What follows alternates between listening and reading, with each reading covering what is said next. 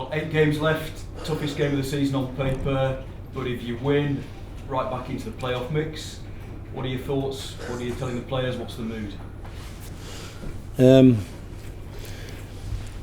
Like we've done in all the games really, we will go and be aggressive and positive and attack the game, and sometimes the opposition's quality can push you back, but we won't go with the mindset of being defensive. We'll go and take the game to them. It's as I've said over recent weeks, it's almost like a free hit for us. Let's go and see how we get on, and let's be positive, play our game, and let's see if we can get some good movement around them and through them, and see how many chances we can create. The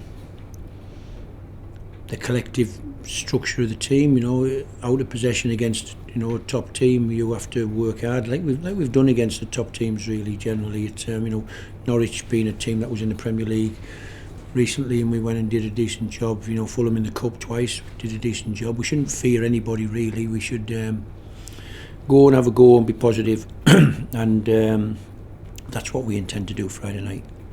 When you say it's a free hit, do you mean because the form book says you've nothing to lose, that might give the players a bit more freedom to express themselves?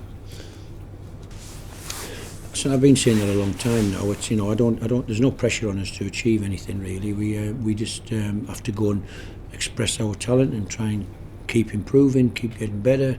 And this is just the next opportunity. It's a different challenge because every it's not a consistency of teams you play. So every game is different. You're playing against a team running away with the league, but that's much different from playing a team fighting for their lives. When every ball, it means massive amounts to them, and so you don't really know what you're going to face, other than you're going to face some quality players who've done exceptionally well, found great consistency. But I'm not sure of how their mentality is going to be coming into the game. The league's almost won for them. Another 2 or 3 wins, it's almost done. If they come really, really focused and want to get it done as quickly as they can and see this as a home game and an opportunity for another 3 points, then that's good, because we have to try and beat them at their very, very best. If they see it as a game that's winnable for them and they don't quite apply themselves, we have an opportunity to make sure that we impose ourselves on them. But listen, we are respectful of their talent and what they've got and how they've achieved this season. But as I said, it's just an opportunity for us to go and test ourselves. Obviously, fans will still talk about the playoffs, but do you and the players still talk about it? No, we haven't talked about the playoffs all season. I don't think. I think maybe people like yourself might have talked about it, but I don't think the players have. I think I said very early on what my remit was to try and stay out of the bottom end of the table and try and solidify the team. And if anything, for a few months we over-punched that a little bit, and for various reasons, we find ourselves, with an inconsistency of winning some games, having some good months, and then having some struggles in some months. But we hope to finish the season really strong. 8 games to go. We look at the fixtures and think there's a lot of points there for us, and this is the first game of that. It's we could have looked at last month and think, well, we potentially wouldn't get any points because we played 4 of the top 6, but and yet we did get points and we did win the odd game and draw the games. So we have to be positive and look at this as just the next opportunity for us. Tony, thanks. Thank you. Let's waltz through some injuries. Dan is obviously the first one, which is a blow. I think the club has said 2 to 3 weeks, so at least it's not season end. Yeah, listen, I'm not getting upset about injuries, to be honest. I think it's part and parcel of football. We have to get on with it. I've sat here and moaned about the lack of a striker. Yeah. It's opportunity for other players to show what they can do. We're playing without a recognised number 9. Young Geldart is at 9.5, I think, in my mind, who can either play wide or can play in behind. Yes, he can play down the line, but generally needs a partner with him. But yeah, listen, the squad are getting minutes, game time. That the young players are doing all right, and it's just, again, I talk about opportunity. It's opportunity for young players to get more minutes on the pitch, and so whether that's Lee Hadji coming on earlier, it's or Bar, like he did at Norwich, gets opportunity to score a goal and do well and get some confidence through minutes on the pitch. Gooch is available. Niles almost available. Probably get another under 21 game under his belt, but we'll be fine. And we should look forward to the game and knowing where we are, knowing that we've got some pretty key players unavailable. But let's be really positive and let's go and show that with the depth of the squad we can still compete. Burnett, have you heard anything from him? Because he didn't play in the second in their game, did he? Yeah, Joey's dislocated his shoulder. Joey's finished for the season, I think. But a dislocated shoulder. I'm not a medical, it's it probably needs an operation and pinning, really, you would think. But otherwise, particularly with dislocations, you can think you're all right. First time you fall over pre-season, you do it again, and it's another 3 months. So we'll assess that when he gets back in the building, really. But from their medical department and training, the update is he's dislocated his shoulder, popped it out the joint. And Elliott, because the hope was that we might see him before the end of the season. Is that still a potential, or do you think that the decision is no, why rush it back, kind of thing? He's not on the radar, to be honest. No, he's walking around the building all right. I said to him the other day, listen, he's moving all right. He said it felt good. Yeah. I wouldn't anticipate we're going to see him, but unless in the next 3 or 4 weeks he's out on the grass training and he comes and knocks on my door and says, listen, I'd like to play before the end of the season.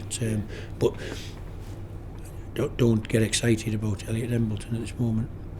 And you talk about young lads potentially getting a bit of a chance between now and the end of the season. Not necessarily for Friday, because clearly you're playing the best team in the league. But would Chris Rigg come into your thinking at all between now and the end of the season? Yeah, I think so. Rigg, Watson, Caden Kelly, these young players are doing pretty well. Yeah. But again, it's opportunity. If a space opens up, or I decide in any given day that we're going to leave one of the players who've played a lot of football on the bench, and we give a kid a start potentially in these games, and but we have to pick the right one, and it's probably not Burnley away. No, yeah.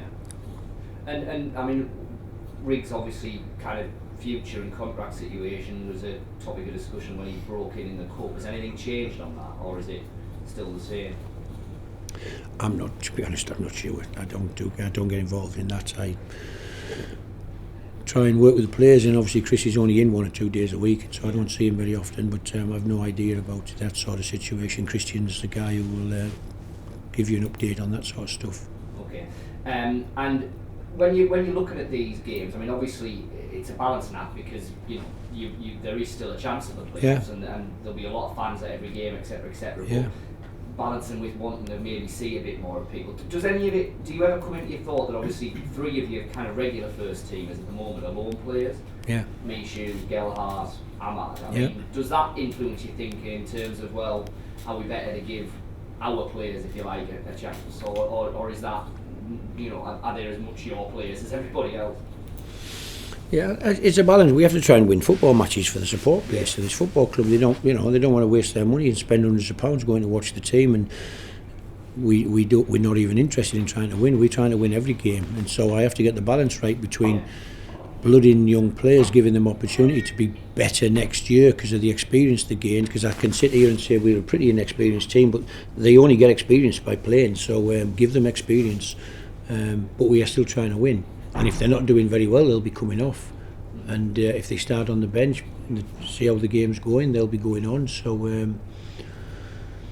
I hope the supporters of the club feel it's exciting that there's young players that we're trying to build a team with, really. I do think there's a real core of really, really talented young footballers at this club. If you're the Ballards and the Hadjis and, Dan Neils, and they are really exciting, talented football players, and we can hopefully build a team for the next 4, 5, 6 years off the back of these talents. But we have to keep them fit, of course. They have to play and be robust and be the core of the team, really. And it should be exciting. I think if we can get recruitment right in the window, I think it'd be an exciting team next year. Because of the young players we talk about, they'll have all had some experience.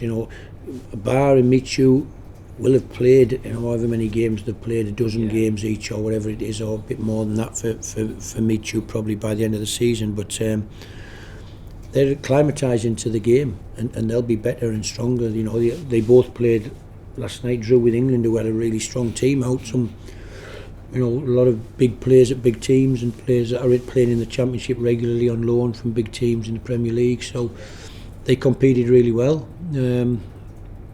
And there's no reason they can't be competitive in the division. They will be next year, I'm pretty sure, and I hope it's exciting because we just add to the young quality that we've got with some more good footballers, and one or two of the injuries get fit, and the team and the squad and the depth will look better.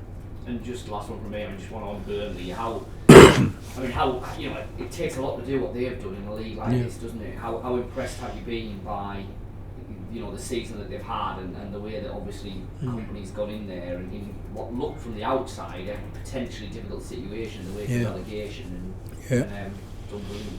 Yeah, I think the biggest compliment is the change of style. It's not easy to change the style so quickly of a football team, and yet he's got some quality.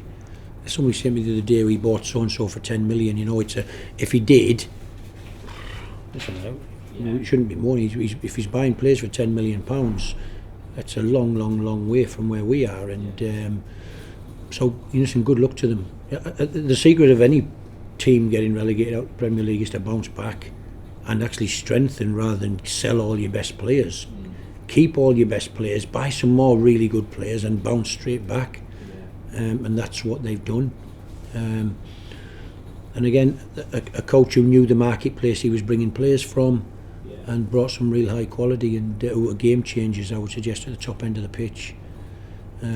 Got good solidity and good legs and athleticism in the wide areas, and good technical players in the middle, experienced players right in the core of the pitch, like Cork and people like that. And I think the balance of the team is good because he's got the raw physicality of the big centre forward who plays for them, but then he's got the technical speed and cleverness of Benson and Teller and these sort of players. And so I think they've got a good balance, and they're a good side, and they're proving it. We have to go and test ourselves, test them, see if they're ready for our style of play, and we'll go and not be afraid of them. We'll go and try and play our game and see if we can get through them.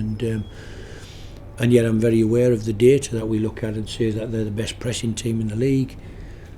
We have to be mindful of we've had this discussion over recent weeks about teams who play pressing and how we get through them or over them or around them, and we have to try and get that right on the day. Hi Tony. Tony, you've got vast experience in the Championship. Have you seen a stronger, more powerful, better side than Burnley in all the years? Yeah, my West Brom team in 2008 was pretty good. No. Listen, I think last year's teams were pretty strong. Fulham have shown how strong they were. Fulham, Bournemouth, it's been a bit of a toil for them, but they've got some very, very talented players. The test for Burnley is they've just played Man City in the cup and lost 6-0, but played the way they play, but got beat by a team who played actually better than they do with better individuals. And so I think it epitomises to me that it's all about players. So Burnley went to Man City and tried to play and move the ball and do what they do. City are just better at it, and with better individuals and more experience, and the score was the score. But that's the point I'm trying to make is the quality of the footballers will dictate who wins and loses football matches, and particularly the top end of the pitch, individuals who can score and create, and even if in a tight game make the difference in a football match. And obviously in that cup game that they played against Man City, they came up against the real high-end, top world-class players and who punished them. But forgive me if you've been asked this in previous weeks, but you just mentioned about next season, the name Michu cropped up. So I mean, are you looking to trigger the clause to bring him here permanently? Again, that's not my decision. You know, I think he's a lovely, wonderful footballer. I think he's got growth areas in his game where he has to develop because he's only a young boy, so that's natural. But I do think he's got wonderful talent. I think the question is about, you know, how much are you going to pay for the talent that he is? You know, can you turn that, however much it is, into a player worth lots more than that? That, you know, he's under contract and the club can decide whether they're keeping him or selling him, and people are bidding and the numbers are going up, and all of a sudden you've got a player worth a lot of money that you bought for a lot less money. So I think he's got the potential to be a really, really top player. Would you want him here next year? Yeah. Well, so I just want as many good players as we can have, and the financial side doesn't really impact me. You just want good players, and now if they cost 10 million or they cost free transfers, you know, we've got some good free transfers at this club. But you know, the next one might cost £8-10 million, and if he's just a good player, all coaches want good players. Like I've just said to you about, you know, Man City have got some of the world's best players, and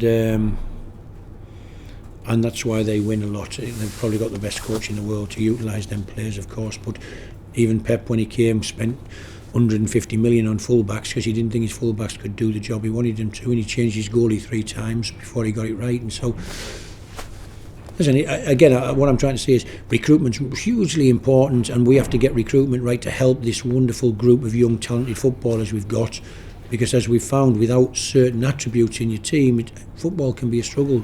You can have 72% possession away at Coventry and still get beat.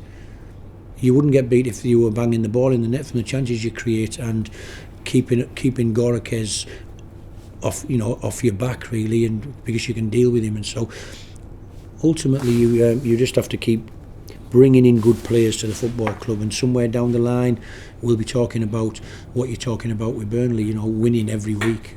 Winning too good for most teams. They all sit off and try and play a deep block against you because you know that you're too good against them. So that's how you've got to try and get to. Just a couple more for me, Tony. Clearly there's a gap between yourselves and Burnley, as the table suggests. But this time next year, without saying that you can run away with the division, can you see yourself being in a position where you're up there, right up there?